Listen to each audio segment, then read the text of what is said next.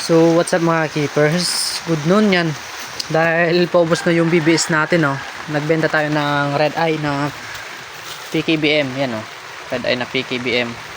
Ship natin to sa Legazpi. Then 3 jumbo size. Yan, red eye.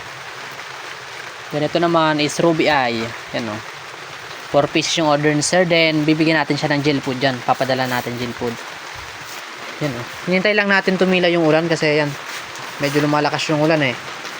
Ano? Hinintay lang natin na tumila yung ulan, then yan, padala natin sa van, yun.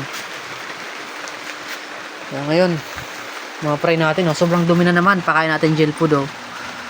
May mga dumi. Kaya mamaya, i-water change na naman natin to. Araw-araw na lang tayo nag-water change, ha. Grabe. Araw-araw pa water change. Lala. Yan. Subscribe na pala kayo mga keepers sa ito natin, FB, para makasali kayo sa paraffle natin. Ang price natin dun ay PKBM full mass, then tuxedo short body, then full gold. Ito yung na-harvest ko kanina, oh. May na-harvest na naman tayo mga fry. Yan ang mga fry. Dito, meron pa dito eh. Madami dito nag-drop kanina, kaya di pa tayo tapos mag-harvest yan, oh. Ito nyo ba?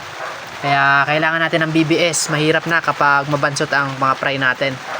Mumura yung isda natin kapag nabansot, kaya yan. Kuha tayo ng live foods.